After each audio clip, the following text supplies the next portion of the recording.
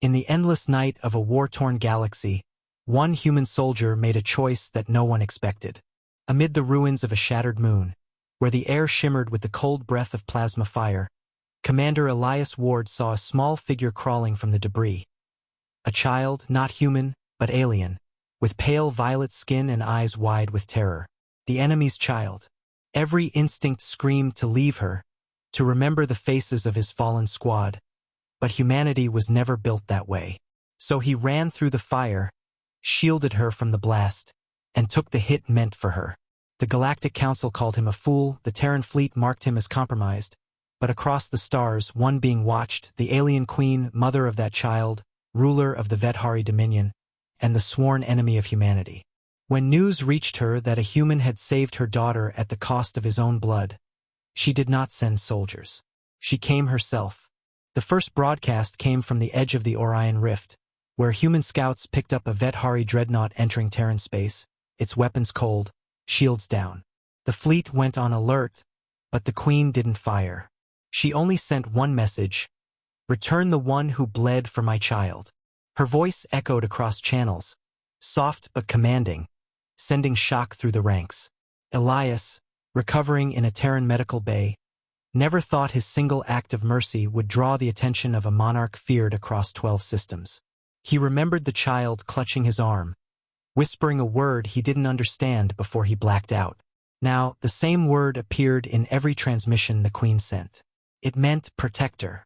The Galactic Council panicked, thinking the Vethari sought revenge or infiltration, but humanity had learned one truth. Aliens rarely understood what made humans dangerous: compassion.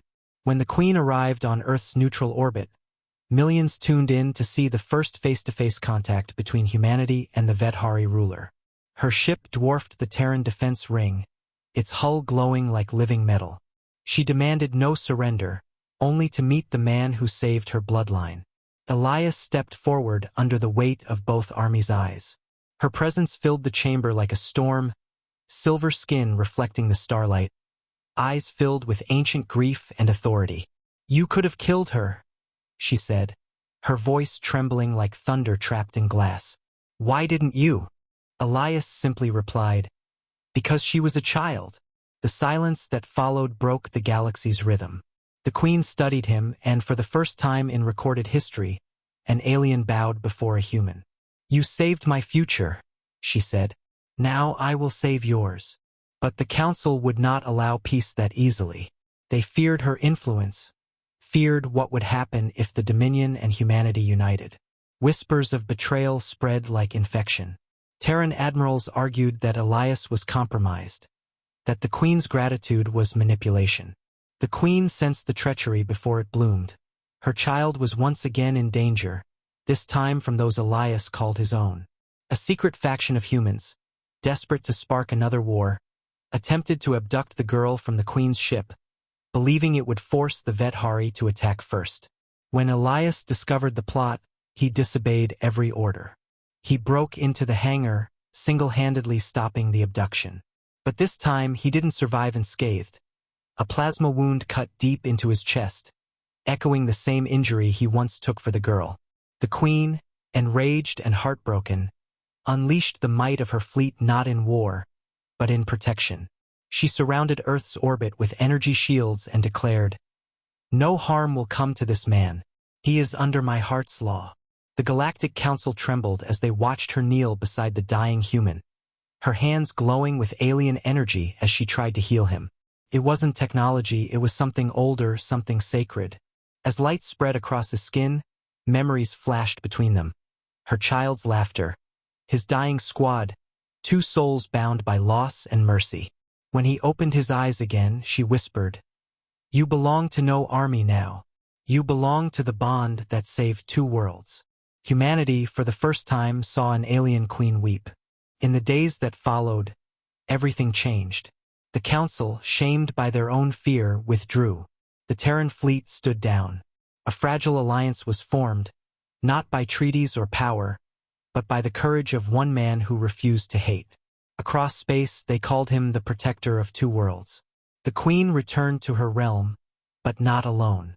Every transmission after spoke of her envoy, a single human, walking beside her throne, carrying the insignia of both empires. Some called it love. Others called it diplomacy. To Elias, it was something simpler: understanding. The galaxy that once burned with war now whispered with new hope. As the final stars faded from the broadcast, the narrator's voice returned, calm and resolute. A voice that carried the weight of humanity's spirit. In every war, there are those who fight to destroy and those who fight to protect. Humanity has always chosen the harder path, not because we are stronger, but because we still remember what mercy feels like. In the eyes of the alien queen, we became something more than enemies.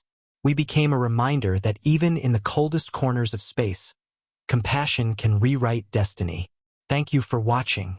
If this story moved you, don't forget to like, comment, and subscribe for more cinematic HFY stories that celebrate humanity's spirit across the stars. The days that followed the Queen's arrival became a test for all of humanity. News channels on every world debated whether Elias Ward was a hero or a traitor, the man who saved a child or the soldier who doomed Earth to submission. Across the Terran colonies, people whispered about the alien Queen's presence, how her ship blotted out the sun, how the stars around her vessel seemed to pulse like they were breathing. Inside the Terran command center, the air was tense, thick with distrust. Generals argued about evacuation plans, diplomats fought over whether to meet her, and politicians crafted speeches none would ever deliver. In the middle of that storm sat Elias, silent, his chest bandaged, his mind heavy with questions that had no answers. The only thing he could recall clearly was the moment he'd seen that child, small, frightened, clutching his torn uniform, and the instant he realized that saving her had rewritten the destiny of two civilizations. Late one night, as the orbital city slept beneath the faint glow of the alien ship above, Elias looked out through the observation window. The Queen's flagship floated there, vast, elegant, like a cathedral of living metal. Its hull shimmered with strange blue veins of light that seemed to pulse with her heartbeat. And for the first time, he saw something beyond war: beauty. It wasn't the mechanical beauty of human ships, but something organic, grown and alive, breathing in the vacuum of space. Then came the signal, a soft hum through his communicator, one that spoke not in words but in emotion. The Queen was requesting to speak, not to his leaders but to him alone. The message bypassed every encryption layer, every firewall, like it simply willed itself into existence. Terran security panicked, but Elias only nodded and said, "Patch it through." When her image appeared, it wasn't the terrifying visage that human propaganda had painted. She looked regal but not monstrous. Her eyes, deep like twin galaxies, carried the same sorrow he had seen in refugees and soldiers alike. "Your people think I came to take revenge," she said softly, her voice echoing like wind through glass. "But I came to understand why a human would shield my child with his life." Elias didn't answer immediately. He looked down, thinking of all the death he had seen, all the orders he had obeyed. "Because someone has to stop the cycle," he finally said. "We keep calling each other monsters, but we both have children who cry when they're afraid." For a long moment, neither spoke. Then the Queen whispered, "Your mercy shamed my enemies more than your weapons ever could." And before the line went dead, she said something in her own tongue, a phrase that her translator didn't translate, but one that stayed with Elias forever. The next morning, the Terran Council summoned him for questioning. The chamber was vast, filled with admirals, politicians, and intelligence officers who stared at him like he carried disease. "You gave her a private line?" one shouted. "You compromised Earth's security," another barked. Elias remained calm, his voice steady. "I didn't give her anything. She reached out because she believes we still have souls." The room fell into silence. Some scoffed, some whispered, but one older general simply watched him, his jaw tight, as if remembering another time when humans were underestimated. The council wanted to use Elias as bait, to draw the Queen closer, to uncover her weaknesses. But what they didn't realize was that she already knew every weakness humanity had, and every strength too. As the tension between the two species escalated, the Queen did something no one predicted. She opened her ship's shields and allowed Terran drones to scan her vessel. Inside, they found no weapons locked on Earth. Instead, they saw gardens of light, halls filled with crystalline structures, children playing in low-gravity fields, and energy signatures that matched healing technology rather than weapons. The alien mother hadn't come to fight. She had come to heal the wound between worlds. Yet even as this truth emerged, a darker force stirred in the shadows. Hidden deep within the Terran military was a secret faction called the Iron Flame, a group of hardliners who despised peace. They believed that showing mercy to aliens would make humanity weak. To them, Elias Ward was a traitor who needed to be silenced before he turned the galaxy against them. That night, as Elias lay in his quarters, reviewing the transmission logs, the lights flickered. Then the door hissed open. A squad of men in black armor entered, their insignia erased. "Commander Ward," the lead said coldly, "you're coming with us." He reached for his weapon, but before he could react, the window behind him exploded in a flash of blue light. The Queen's energy beam cut through the wall like it was smoke, disarming the assassins without harming them. Her voice came through every speaker, every comm link on the station. "Touch him again, and I will burn your stars to ash."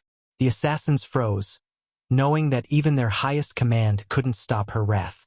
For a brief, terrifying moment, humanity realized just how far the Queen was willing to go for the man who had once protected her daughter. The Council tried to suppress the incident, but rumors spread like wildfire. Across colonies, humans began questioning the lies they'd been told about the Vethari. Soldiers whispered stories of a queen who saved one of their own. Children drew pictures of humans and aliens standing side by side. And through it all, Elias found himself caught between two worlds, a man worshipped by one side and hunted by the other. But deep inside, he wasn't thinking of politics or peace treaties. He was thinking of the child he saved, wondering if she remembered him, if she still whispered his name when she looked at the stars. In the end, the Queen sent one final transmission, this time not through hidden channels but live across the galaxy. "You call him traitor," she said, her voice calm yet filled with the weight of truth. "But I call him savior. In his blood lies the bridge between your world and mine. I demand not vengeance, but understanding. If you refuse, then I will make you listen." Her eyes locked on the camera, not as a conqueror, but as a mother. "Humanity, your kindness will save you. Do not let your fear destroy what he has begun." And somewhere, as the stars burned quietly outside his window, Elias realized that the galaxy was no longer divided by species, but by those who could love and those who feared it. The galaxy trembled beneath the weight of silence that followed the Queen's broadcast. Across the void, thousands of worlds held their breath, unsure whether the next dawn would bring peace or annihilation. The Galactic Council convened in an emergency session that lasted for days, their towering chambers filled with shouts, fear, and disbelief. Some demanded that the Vethari Queen be declared an invader. Others whispered that perhaps, for the first time in history, an alien ruler had spoken truth. And through it all, humanity stood at the center, confused, divided, and afraid of its own reflection. News networks replayed the image of the Queen's face over and over again, her eyes filled with sorrow rather than rage. Children on frontier worlds lit candles for the human who saved the alien child, while soldiers on distant outposts quietly removed their helmets, uncertain if they were still fighting monsters or mirrors of themselves. Elias Ward was kept under protective isolation, though everyone knew it was a polite form of imprisonment. The walls of his chamber were made of alloy glass, transparent enough for him to see the stars but thick enough to remind him of the cage he lived in. His only companion was the faint hum of life support systems and the echo of his own thoughts. He wondered if saving that child had been worth it, if mercy was a mistake in a universe that only understood fear. But then, sometimes at night, when the sky turned crimson with the reflection of the Queen's orbiting ship, he thought he could still hear the child's laughter, soft, distant, like a memory refusing to fade. On the third day, an unexpected visitor arrived, Admiral Rice, a man Elias once served under, known for his iron discipline and unbreakable loyalty to Earth. The door slid open, and the Admiral stepped in, his uniform pristine, his expression unreadable. "You've caused quite a storm, Commander," he said quietly. "Half the Council wants to execute you. The other half wants to give you a medal." Elias gave a faint smile. "And you, sir? What do you want?" The Admiral's eyes softened for a moment. "I want to understand what she sees in you." He placed a small holographic projector on the table, and an image flickered to life. The Queen, kneeling beside her daughter, holding a small metallic object. It was a piece of Elias's armor, burned and cracked from the explosion, wrapped carefully in silk. "She's kept it," Rice murmured. "Every message she sends ends with her touching it. That's not strategy, Elias. That's something else." The silence between them grew heavy. "They want me to hand you over to her," Rice finally said. "They think it might buy us time." Elias looked up sharply. "You're not serious." "I am," the Admiral said, his voice gravel low. "But what they don't know is this. I don't think she's after your body. I think she's after your heart." Later that night, Elias's isolation chamber was plunged into darkness. The security feeds went black, alarms silenced mid-tone, and in the center of the room, light shimmered into a figure. Tall, luminous, and ethereal. It was her, the alien queen. She had projected herself directly through the secure Terran network, bypassing every defense. Her form flickered like a dream, but her gaze was real, deep, knowing, filled with something no translation software could define. "They cage you," she whispered, "after you freed my child." Elias didn't move, afraid that any sound might shatter the illusion. "You shouldn't be here," he said softly. "If they detect you—" "They already have," she interrupted gently. "But it does not matter. I came because you are breaking, and the galaxy needs you whole." Her hand, or what passed for one, reached out, light spilling from her palm. "I have seen your wars, your sacrifices. You fight for things your leaders have forgotten. You fight for the innocent. That is why you frighten them." Her words lingered like the echo of ancient music. "Tell me, Elias Ward, what do you want?" He hesitated, struggling against the tide of emotions that rose within him. "I want it to stop," he said finally. "All of it. The hatred, the lies, the fear. I'm tired of watching people die for flags and names that mean nothing." The Queen's expression softened, sorrow and admiration blending in her alien features. "Then I will make it stop," she said simply. "Not with weapons, but with truth." She turned her gaze toward the stars, and for an instant, he saw through her eyes the vastness of her empire, the endless graveyards of forgotten wars, the faces of countless beings who had perished for causes long buried in history. "They will not understand you," she said, "but they will follow you if you show them the way." The light around her dimmed. "I will send you something. When you receive it, do not refuse." Then she was gone, her image fading like morning fog. Moments later, the alarms blared back to life. Guards rushed in, shouting, demanding to know what had happened, but Elias said nothing. He simply sat there, staring at the stars, wondering if he had just spoken to a vision or a destiny. The next day, the Queen's fleet shifted position, not toward Earth, but above Mars, where the Council's secret armory was hidden. Without firing a single shot, her ships projected vast beams of light that formed patterns visible even from Earth. It wasn't an attack. It was a message. The beams pulsed in rhythm, repeating a single Terran word over and over: truth. The broadcast shattered the Council's control. Across the colonies, soldiers refused to engage. Some lowered their weapons entirely. Their comms flooded with recordings of the Queen's earlier speech. Humanity's own fleets began to fracture, some siding with peace, others preparing for rebellion. The Queen had done what no weapon could. She'd exposed the rot of fear that had kept two species apart. Elias was quietly removed from isolation and taken to a secure transport heading for a remote orbital platform. He knew why. The Council had decided to erase him from history, a convenient way to end the story. But fate had other plans. As his transport entered the shadow of Earth's moon, An enormous shadow covered the stars. The Queen's flagship emerged, silent and magnificent, its engines glowing like liquid dawn. Without a single shot fired, the Terran ship systems went offline. Every control screen turned to static, and a single voice filled the cockpit, her voice. "He comes with me." The next thing Elias knew, he was standing in a chamber of light, surrounded by architecture that pulsed like veins of crystal. The Queen stood before him, and this time, she was not a hologram. Her presence radiated power and warmth, and her eyes softened when she looked at him. "You saved my daughter," she said quietly. "Now I will save your people, if you will let me." For the first time in years, Elias felt something that had long been buried under scars and commands: hope.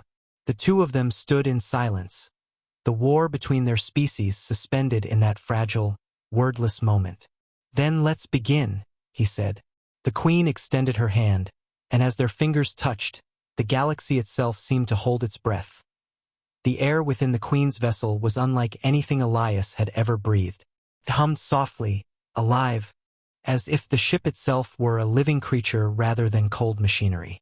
The walls pulsed with faint bioluminescent light that shifted hues with every breath the Queen took, like veins of a cosmic heart keeping rhythm with her soul.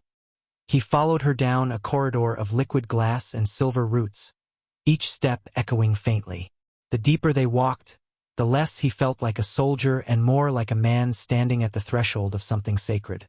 The Queen stopped before a vast door that looked carved from starlight itself.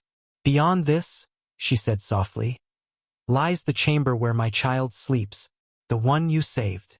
Elias's breath caught. He hadn't realized until now how much he longed to see that small face again, the one that had haunted his dreams every night since the battle. The door parted like ripples in water, and he stepped into a chamber filled with warmth. The air smelled faintly of something floral, alien yet soothing. In the center, a small figure rested on a floating bed of light. The girl's skin shimmered faintly, pale violet, her breathing steady but shallow. Elias took a step forward, and the Queen watched him silently, her expression unreadable. "She was caught in the blast you shielded her from," the Queen whispered. "Her body healed, but her spirit remained bound to the pain. She remembers your sacrifice. That memory keeps her alive." Elias knelt beside the child, his heart twisting as he saw the faint scars that traced her small arm, the same arm that had once clung to him in terror. "Hey there," he murmured quietly, unsure if she could hear. "It's me, the human idiot who couldn't mind his own business." To his astonishment, the child's fingers twitched. The Queen gasped softly, her luminous eyes widening. The girl stirred, eyelids fluttering, and whispered a word in her mother's language, a word Elias remembered from the battlefield, the same one she'd said before he blacked out. The Queen translated, her voice trembling. "Protector." Elias smiled faintly. "Guess she remembers me."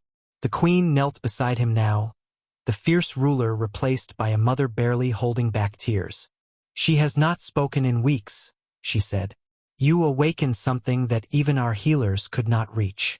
For a moment, the vastness of the galaxy seemed to shrink to that small room, to a child's voice and a soldier's smile. Two enemies, kneeling together, bound not by war, but by life itself.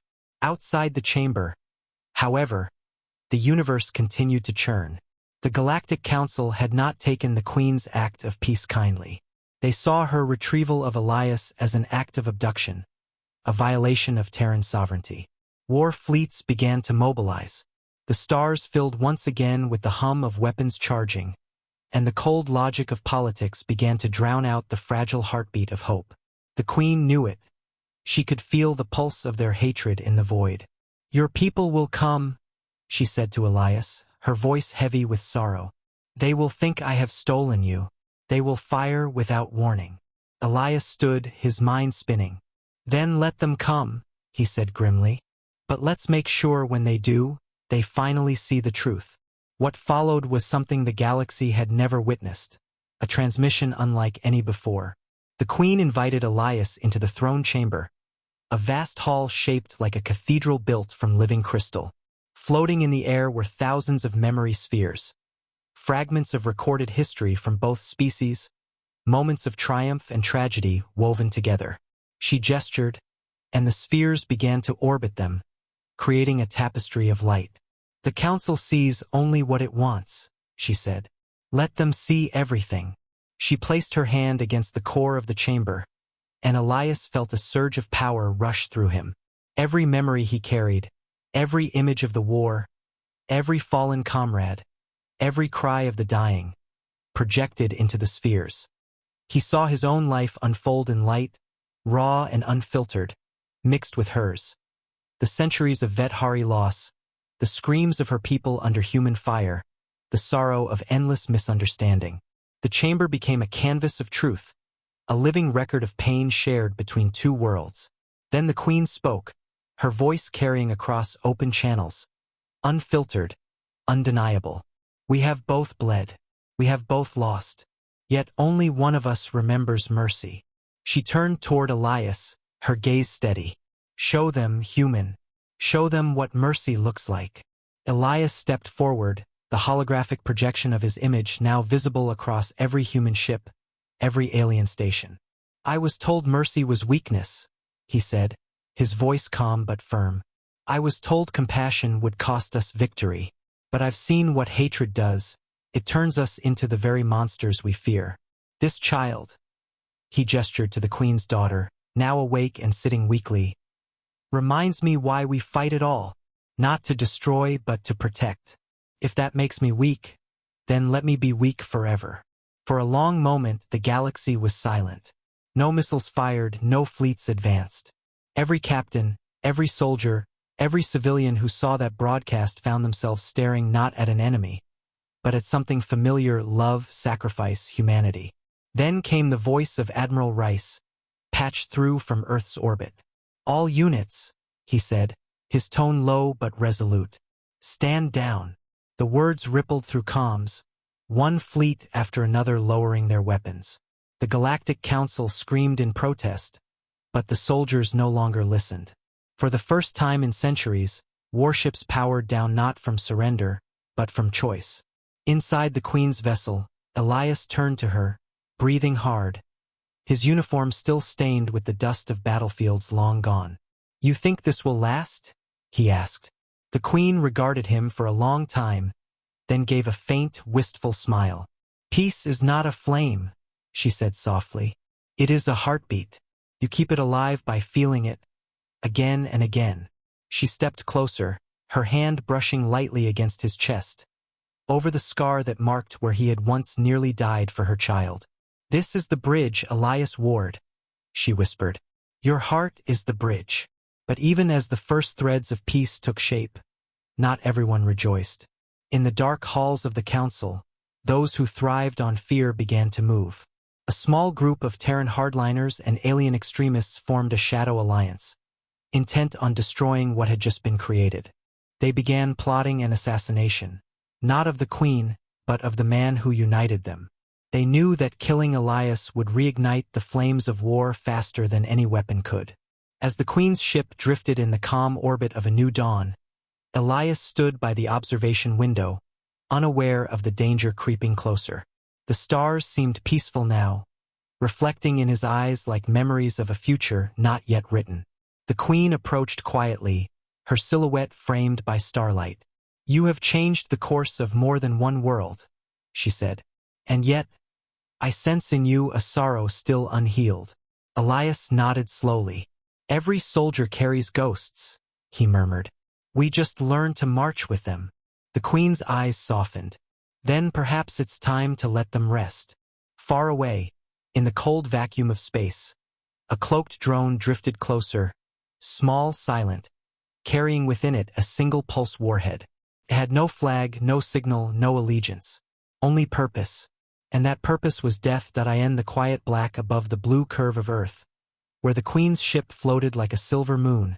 The hum of peace was fragile, too fragile. No one aboard knew that death was already on its way. The cloaked drone slipped through the shadows, moving without light, its skin absorbing every trace of radiation. It carried within it the cold intelligence of the Iron Flame faction, Men who feared peace more than war. Men who saw unity as betrayal. Its programming was simple. Locate Elias Ward, lock onto his genetic signature, and detonate. There would be no warning, no broadcast, no trace left behind. One explosion, and the fragile bond between humanity and the Vethari would collapse into chaos again. Inside the Queen's throne chamber, Elias stood beside her, unaware of the doom drawing near. The room glowed with faint golden light, her people surrounding them in reverent silence. The Queen had called this meeting to begin what she called the Accord of Blood and Light, a pact that would formally end hostilities between their species. Every major human world was watching through live broadcast, the entire galaxy tuned in. Elias was to speak first. He adjusted his collar, took a deep breath, and looked toward the camera. "We've fought for too long," he began, his voice steady, though his heart pounded like thunder in his chest. "But today, we stand as proof that mercy is stronger than fear." The Queen's eyes glimmered, reflecting the light that danced across the crystalline hall. She turned toward him, placing a hand lightly on his shoulder. "In our history," she said, her voice flowing like a song, "we have known conquerors, heroes, and cowards, but rarely have we known those who choose compassion when it costs everything." Her people bowed as she spoke. "You, Elias Ward, are proof that even in the dark, humanity can still shine." The applause that followed echoed through space itself, from orbiting stations, from human ships, even from alien colonies that had once cursed the name of Earth. It was a moment that would have rewritten the galaxy's story forever. And then the warning lights flashed red. The ship's internal sensors screamed a single word: impact.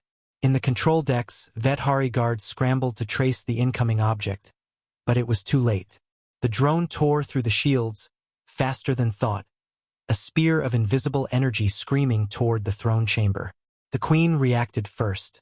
She reached out, summoning a shimmering barrier of light that bloomed around them, a living wall that rippled with alien energy. The explosion followed a heartbeat later, silent, blinding, devastating. The chamber shattered in a cascade of glass and flame. Elias felt himself thrown through the air, weightless, spinning, then hitting the floor with crushing force. For a moment, there was no sound, only the taste of blood and smoke. When his vision cleared, he saw the Queen collapsed beside her daughter's chamber door, the shimmering barrier shattered, fragments of crystal burning around her. Without thinking, he crawled to her side, coughing, half-blind, and pulled her up.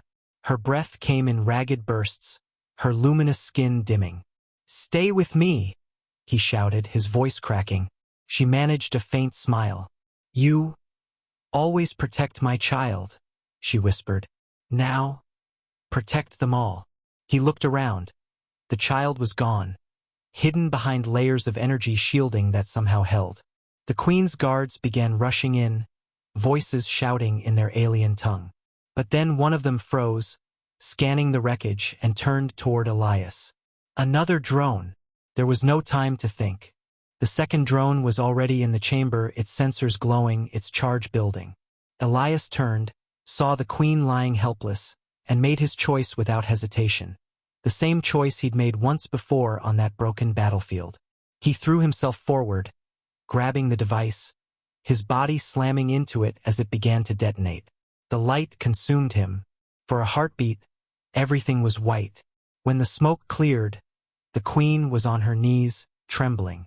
The blast had been contained barely. Her guards found Elias lying at the center of a smoking crater, his armor melted, his body broken but alive. The drone's remains were fused into his chest plate, its detonator absorbed by the energy field he'd activated just in time. His heart still beat, faint and stubborn, a rhythm that refused to die. The Queen reached out, her hands trembling as she touched his face. "Why?" she whispered, tears of silver running down her cheeks. His eyes opened slightly, the ghost of a smile on his lips. "Because that's what humans do," he murmured. "We protect, even when it hurts." She gathered him in her arms as alarms echoed through the ship. Across the galaxy, millions watched in stunned silence as the broadcast feed continued.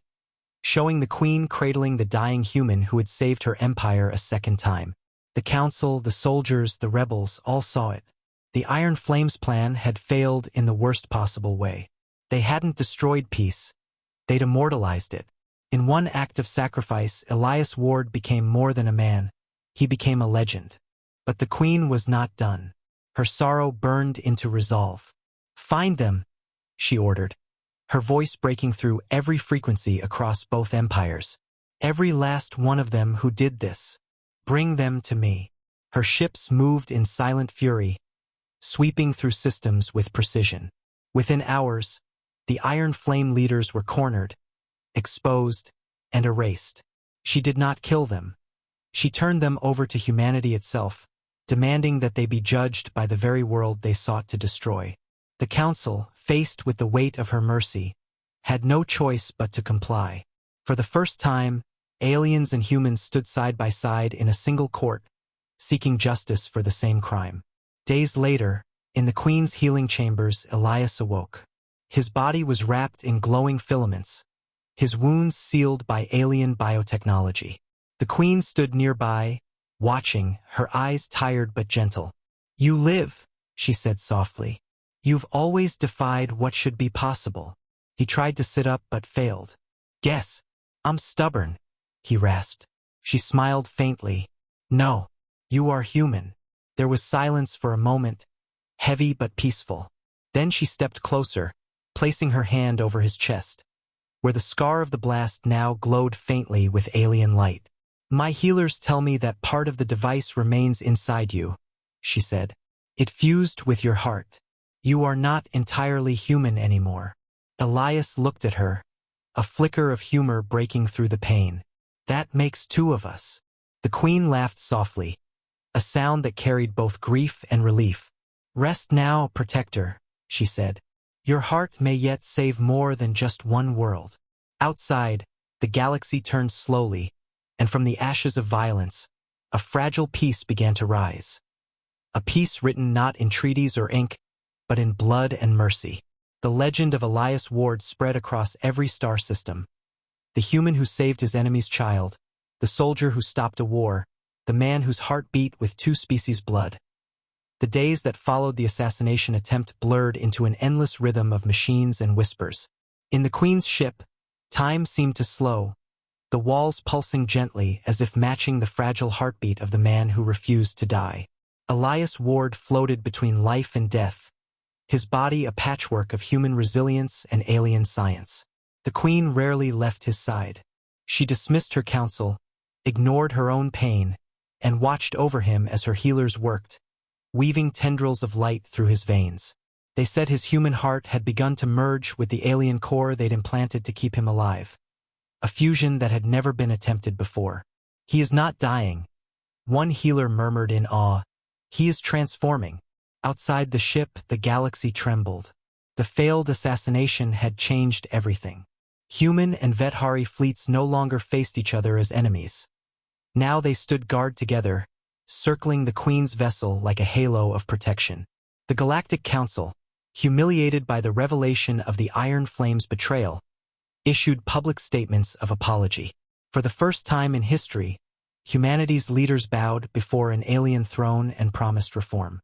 The story of Elias Ward, the protector of two worlds, spread across systems faster than light. Children on both sides learned his name. Statues were erected on human and Vethari worlds alike, not of a conqueror, but of a man kneeling beside a frightened child. His legend had become the language of peace. But within the quiet of the healing chamber, peace had a face, and it was weary. The Queen sat beside his bed, her silver crown dimmed, her armor traded for soft robes of deep blue. Her hand rested over his, fingers tracing the faint pulse beneath the alien glow in his chest. She had never admitted it aloud, but she feared something far greater than war, losing him. In her eyes, Elias had become more than a symbol. He was the bridge between all that she had lost and all she dared to hope for. When he stirred, the faintest sound escaped her lips, a whisper caught between prayer and disbelief. His eyes opened slowly, meeting hers, the faint blue light in his veins reflecting in her gaze. Still here, he muttered weakly. You couldn't get rid of me that easily. Her laughter was soft, tremulous, but real. You are impossible, she said, voice trembling between joy and sorrow. You crossed death twice, and still you find words to mock it. He managed a faint smile. That's the human way. We always talk too much. She leaned closer, her eyes shimmering. You do not understand what you have become, Elias Ward. You carry my people's light within you now. You are of both worlds. He tried to rise, wincing, but she stopped him gently. Rest. The galaxy moves because of you, but it can wait. Days turned into weeks. As his strength returned, so did the weight of what he had done. Messages poured in. From human captains, alien leaders, even children who sent small recordings thanking him for saving their world. The Queen often read them aloud, her voice gentle, melodic. They call you the heart between stars, she said once. That is what your people named you now. Elias chuckled softly. Sounds dramatic. Guess I'll have to live up to it. Yet beneath the humor, he felt the ache of something deeper, the cost of being a bridge between two species. He had no place left to belong entirely to either side. Humanity looked at him as something no longer purely human. The Vethari saw him as a living legend, almost divine. And yet, to himself, he was still just the man who had refused to let a child die. The Queen sensed his turmoil even when he said nothing. One night, she summoned him to the observation deck, where the stars stretched endlessly beyond the glass, painting their faces with faint silver light. Do you regret it? She asked softly. Saving her. Saving me? He stared out into the void, his reflection faintly glowing. Regret, he murmured. No, I just wonder what comes after. I stopped a war, but peace feels fragile, like something that needs to be held, or it breaks. She turned toward him, her expression unreadable. Then hold it, she said. With me. Silence filled the chamber, deep and weightless. For the first time, she allowed the walls around her to fall, the mask of the Queen fading, leaving only a woman who had lost too much and found something she didn't understand. You have become part of me, she whispered, not by blood but by bond. When you saved my child, you saved my heart. When you saved me, you became it. She stepped closer, her hand rising to rest against the faint blue glow on his chest. Do you feel it, Elias? That rhythm? It is mine as much as it is yours now. He met her gaze, his own breath catching. You're saying I have part of you in me? Her lips curved faintly. More than you know. The silence that followed was electric. Not romantic in the simple human sense, but something vaster, older, and far deeper. Two souls, divided by species and history, now bound by something neither could fully name. Outside, the stars flared, brilliant bursts of light like a silent celebration of what they had created together. The following week, a delegation from both the Terran fleet and the Vethari Dominion met aboard the Queen's ship. They signed what would later be known as the Accord of Solara, a treaty of peace that forbade the use of xenophobic propaganda, the weaponization of children, and the colonization of worlds without shared consent. The Queen presided over the ceremony, but when it came time to sign, she turned to Elias. You began this, she said, handing him the stylus. It is only right that your hand ends it. He hesitated for a moment, the enormity of the moment pressing down on him, then signed his name, Elias Ward, human protector, citizen of two worlds. The chamber erupted in cheers, both human and alien, their voices rising together in harmony for the first time in galactic memory. Later that night, the Queen found him alone once more, gazing at Earth through the observation window. You could return now, she said quietly. Your people would welcome you as a hero. Elias shook his head. They already have heroes. They need bridges, and I can't build one from home. She smiled faintly, her voice soft. Then you will stay? He turned toward her, eyes calm, resolute, until the stars stop burning. From that day forward, Elias Ward became the galaxy's first true emissary. Not a diplomat, not a soldier, but something in between.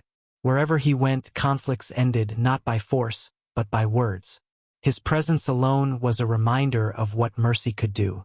The Queen often joined him, their alliance growing into something more than politics, a union of understanding that reshaped the very foundation of the Galactic Council. Together, they created the Order of the Bridge, an institution devoted to protecting peace across all sentient worlds. Years later, legends said that when the Queen's reign finally ended, she did not die.